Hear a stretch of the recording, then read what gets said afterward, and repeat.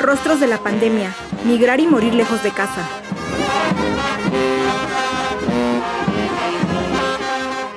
La pandemia por COVID-19 dejó 1,909 mexicanos fallecidos en Estados Unidos hasta la primera semana de agosto, la mayoría en Nueva York. Al menos 245 urnas con cenizas de mexicanos y mexicanas que perdieron la vida por el nuevo coronavirus fueron repatriadas desde Nueva York por la Secretaría de Relaciones Exteriores, en un vuelo especial de la Fuerza Aérea Mexicana brindado por la Secretaría de la Defensa Nacional. Mientras que 5 urnas más llegaron a México desde Los Ángeles, California, gracias a un convenio de colaboración del consulado en dicha ciudad con Aeroméxico. En el primer vuelo llegaron las cenizas de Jaime Solano Rosales, de 48 años de edad, trabajador migrante, originario de Tlapa de Comonfort, perteneciente al pueblo nahua de la montaña de Guerrero, hijo, hermano, esposo y padre de 4 hijas y un hijo. Jaime se enfermó a mediados de marzo, cuando los casos positivos de COVID-19 ya pasaban de los 40,000 y las personas fallecidas empezaban a contabilizar en centenares en Estados Unidos. La ciudad de la Gran Manzana se volvió el epicentro mundial de la pandemia, y para el 9 de abril se había registrado un récord de 799 muertes por coronavirus en un día.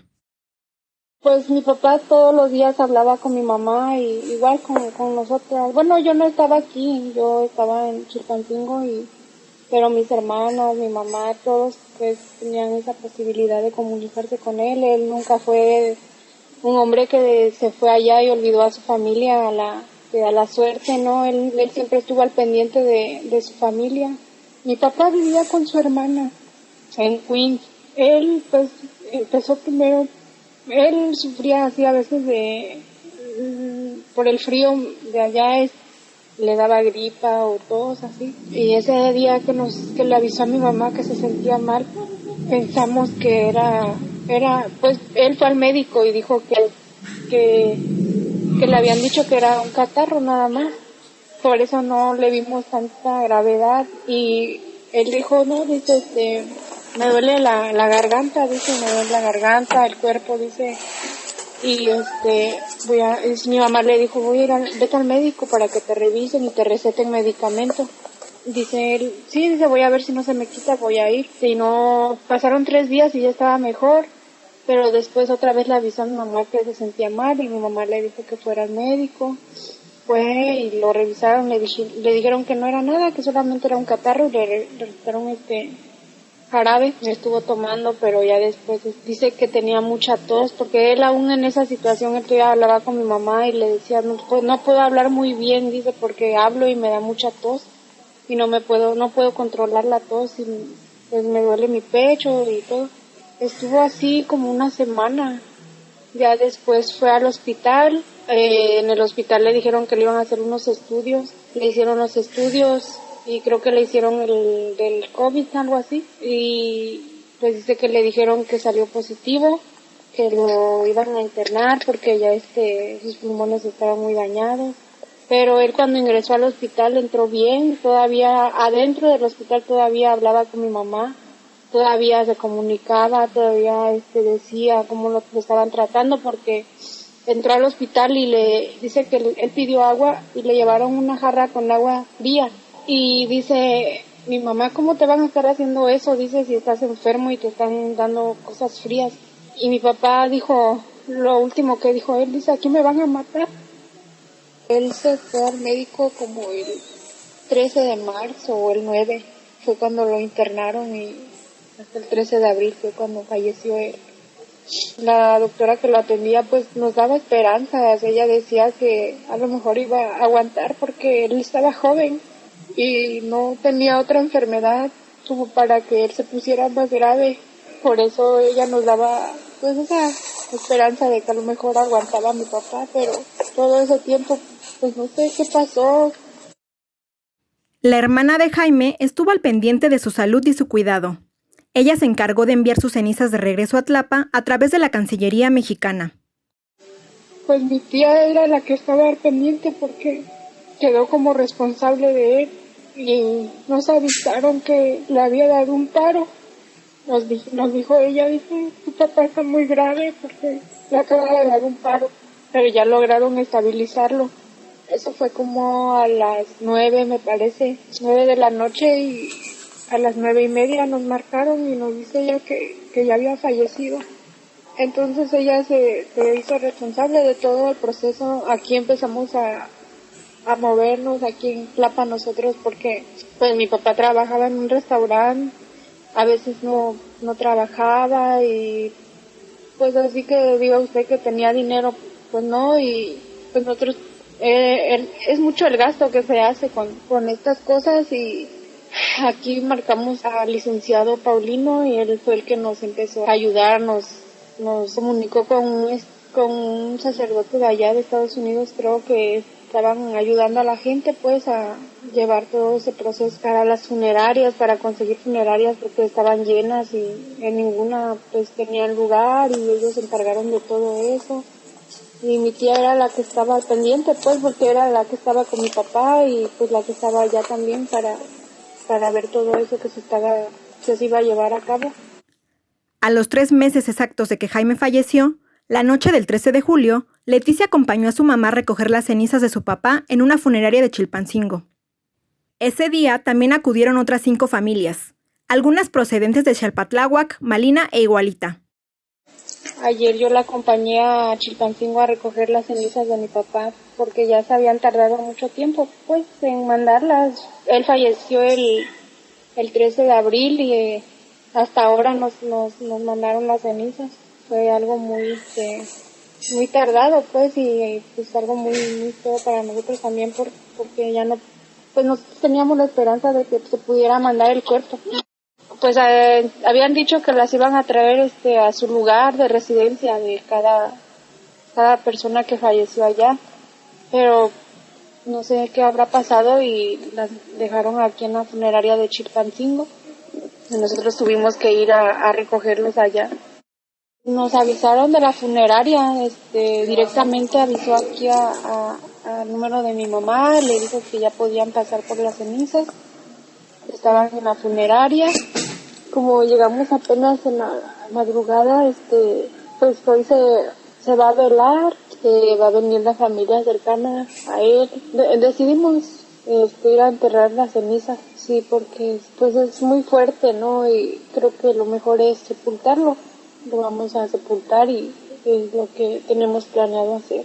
Aquí en Tlapa, y como él es de aquí, era de aquí y mis abuelos, sus papás de él también fallecieron cuando él estaba trabajando allá y se enterraron en un panteón que está aquí cerca de una colonia que se llama Constitución. Creo que a él le hubiera gustado estar cerca de ellos y ahí es donde lo vamos a enterrar también a él. De los 1,909 mexicanos fallecidos en Estados Unidos, 190 eran originarios de Guerrero, en su mayoría de la región de la montaña, según registros de la Secretaría de los Migrantes y Asuntos Internacionales de Guerrero. Las cenizas de 23 de ellos ya fueron repatriadas al estado. Bueno, de acuerdo a nuestra documentación, porque tenemos el registro con nombres, apellidos y lugares, tenemos un número de 49, fue la última cifra que logramos documentar. Sin embargo, sabemos que por lo que los números que manejó la Secretaría de Migrantes ahora que retornaron a Guerrero, pues a través de las urnas, hablamos de otros 20 más que nosotros no los teníamos en la lista y que corresponden aquí a la región de la montaña, pues estaríamos hablando alrededor de 69, 70 personas jóvenes, en su mayoría hombres, que de los pueblos Tunzavi, que es el que hay más población que falleció, y también de los nahuas, y posteriormente los Mepa. Es un número menor, pero sin embargo fueron casos que sí se dieron aquí en la región de la montaña. El regreso de todos ellos, de sus cenizas, no se ha concretado aún. Solamente como 11 compañeros y compañeras de la región de la montaña han tenido la oportunidad de recibir las cenizas de sus familiares y pues hasta la fecha se está esperando que haya otro vuelo de parte del gobierno mexicano para que pueda traer a los demás migrantes que murieron allá fundamentalmente en Nueva York. Según un comunicado de la Secretaría de Relaciones Exteriores, el Sistema Nacional para el Desarrollo Integral para la Familia colaboró para recibir las urnas por medio de una funeraria en el Aeropuerto Internacional de la Ciudad de México. En tanto que fue competencia de los gobiernos estatales el transporte de las urnas de la Ciudad de México a los estados y municipios correspondientes, donde se les entregaron a sus familiares. Fue una respuesta tardía y fue una respuesta como producto de la presión que se hizo tanto de las mismas familias mexicanas allá en el consulado de Nueva York, como pues también la opinión pública, los reportes que se estaban dando de que pues en primer lugar la población latina y la población afro-norteamericana era la que estaba pues poniendo los muertos, como podemos decirlo así, porque la mayoría de ellos y ellas estaba siendo las personas fallecidas, personas marginales en la sociedad estadounidense, y que pues también había una desatención por parte del consulado. Por ejemplo, las mismas familias decían que hablaban por teléfono y no había quien contestara. También personal del consulado decían que eran pocas personas las que estaban abocadas a atenderlos. Y por otra parte, también les decían que no contaban con recursos económicos para apoyarlos en el caso de las funerarias para la cremación. De los 8.6 millones de habitantes que hay en Nueva York, la ciudad más poblada de Estados Unidos, alrededor de 3.2 millones son personas inmigrantes, según la Oficina de Asuntos de los Inmigrantes de la ciudad. Pese a que representan el 37.1% de la población de la ciudad y el 44% de su fuerza de trabajo, incluyendo 360,000 trabajadores indocumentados y 48,000 propietarios de negocios indocumentados, se siguen enfrentando al racismo y con ello a la falta de acceso a la salud. En primer lugar, cuando empezó la pandemia, de las dificultades que tenían para que los recibieran en los hospitales. Ellos valoraban que era más bien porque no tenían documentos y por otra parte por ser mexicanos y también por ser indígenas, porque pues tampoco conocían el procedimiento y no sabían hasta dónde ellos, por no tener un documento, podrían ser atendidos. Entonces, fue un trato discriminatorio el que ellos recibieron, de acuerdo a los testimonios de varias familias. Y por otra parte también, pues el hecho de que no se les brindara la orientación necesaria de cómo iba a ser el trámite funerario cuando murieron sus familiares, y que pues simplemente les notificaban de que consiguieran una funeraria y que si no iban a enviarlos a la fosa común si no había quien reclamara, pero ante todo que tuvieran ya a la funeraria que iba a cremar su cuerpo.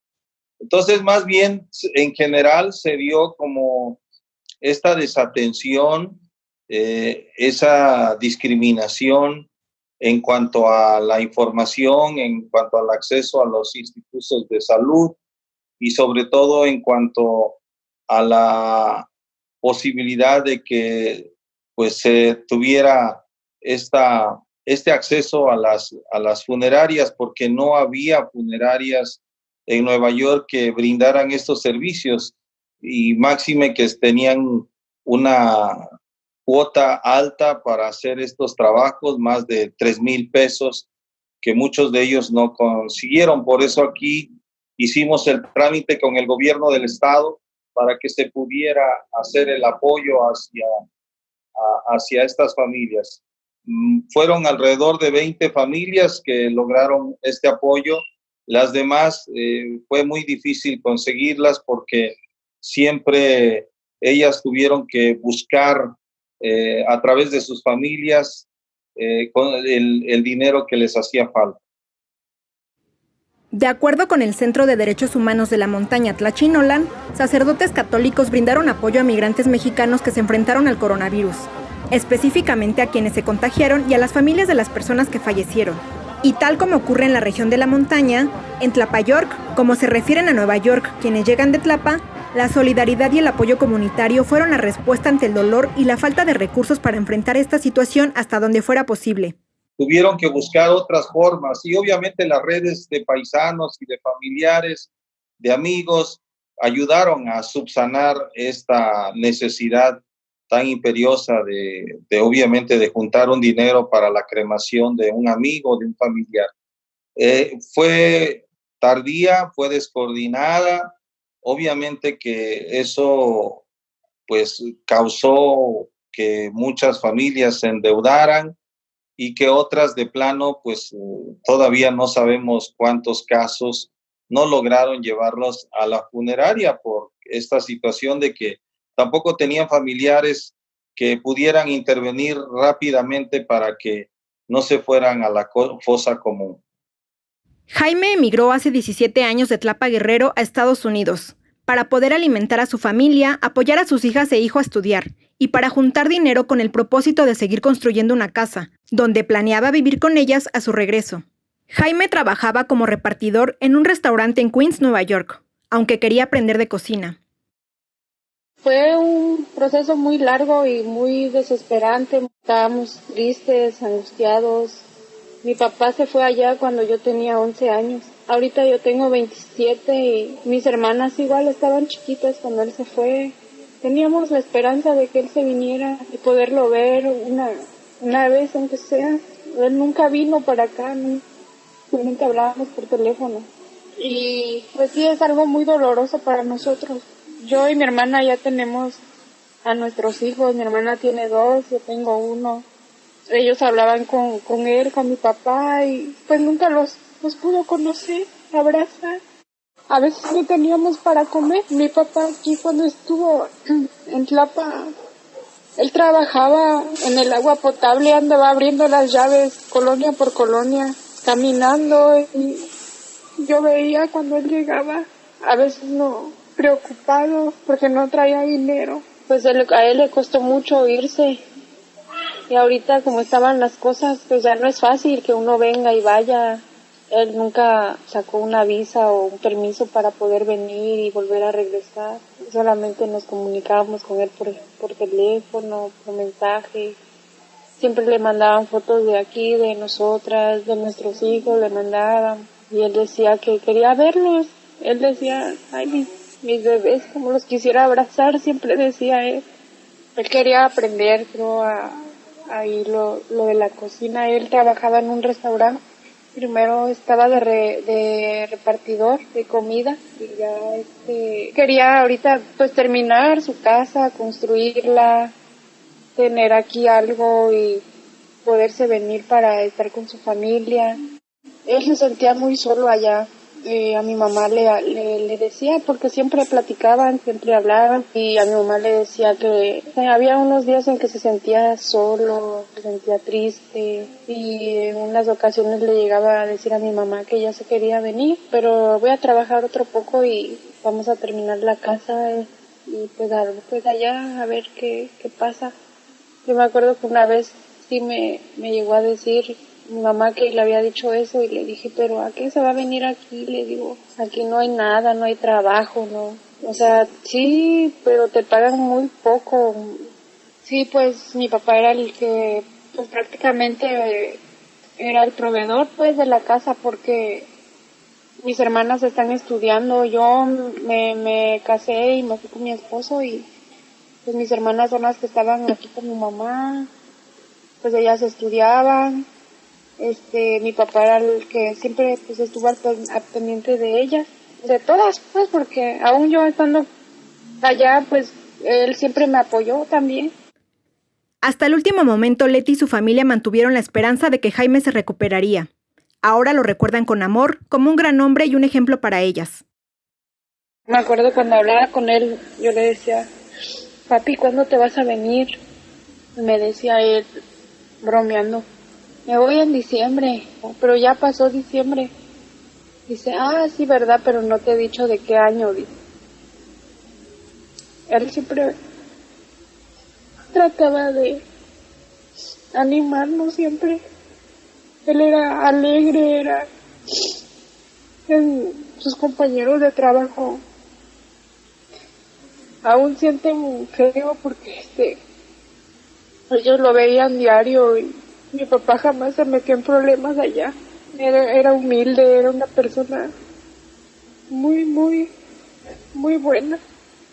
Lo recordamos siempre, siempre contento. A pesar de las dificultades, de los problemas que pasábamos, él nunca nos demostró tristeza o enojo. Al contrario, siempre estaba contento, siempre llegaba alegre a la casa, jugaba con nosotras. Cuando estábamos chiquitas, yo me acuerdo, él llegaba a veces venía a comer a la casa, llegaba, tocaba la puerta y él siempre tenía un sillón. Es que el mejor papá del mundo y siempre va a estar en mi corazón. El deceso de Jaime y de los casi 2,000 migrantes en territorio estadounidense impacta principalmente a sus familias, pero también a sus comunidades, como ocurre sobre todo en los pueblos indígenas, donde la organización comunitaria es la base de su estructura social, económica, política y afectiva. Primero es un golpe muy fuerte para las familias indígenas porque sus sueños se hicieron cenizas. Es decir, esa ilusión de que un hijo, un papá, un esposo haya podido cruzar la frontera, haya además juntado un dinero para poderlo pagar poco a poco en lo que trabajaba su familiar allá en Estados Unidos, esto se difuminó de la noche a la mañana. Primero, pues les marcó para siempre su ausencia, el dolor, el sufrimiento, la impotencia de no poder hacer nada por ellos y ante todo el que se haya hecho añicos su sueño en el sentido de que era la columna vertebral de la familia y que mensualmente tenían pues la seguridad de que iban a recibir $300, $400 cuando les iba muy bien y que eso resolvía de forma inmediata las necesidades que tienen que ver con la alimentación, con la salud, con los gastos para que los hijos vayan a la escuela y todo lo que tiene que ver con pues la ropa y pues lo que los hijos requieren en cuanto a necesidades básicas. Entonces, esto, pues ahora hay un sentimiento de orfandad, de desamparo.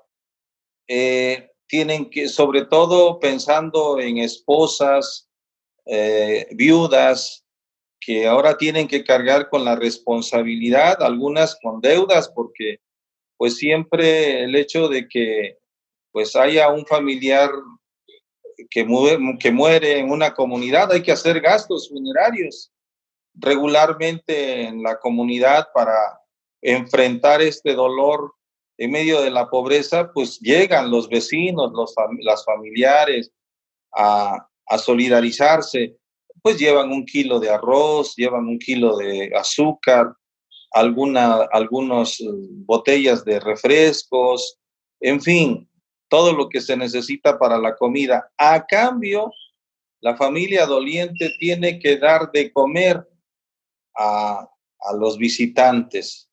Esto se transforma en un gasto que se eleva pues a unos 10,000, 15,000, 20,000 pesos. También el luto en la comunidad tiene su costo, porque es una manera de acuerparse frente al dolor, pero a cambio tienes que hacer algún gasto para recompensar su solidaridad. Entonces muchos quedan endeudadas, las familias, las esposas, algunas de ellas o un buen número, como está pasando en estos meses, se están yendo de su comunidad para contratarse como jornaleras y jornaleros agrícolas a los estados de Chihuahua, de Sinaloa, de Jalisco, de Michoacán, de Guanajuato, donde hay trabajo.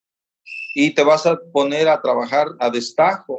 Te tienes que llevar a tus hijos y tu hija porque no te puedes dar el lujo de que se queden unas personas en la comunidad y otros estén trabajando en el campo, porque serían dos gastos. Aquí tiene que ser un solo gasto y este gasto se hace ya en el campo agrícola. Esto los coloca en una situación de mayor vulnerabilidad porque el hecho de que salgas de tu comunidad, pues estás desprotegido del contagio que puede darte pues esta nueva pandemia del coronavirus. Y pues sabemos que no hay garantías en los campos agrícolas para la atención médica, para la revisión, si no hay síntomas, para evitar contagios, para garantizar la sana distancia.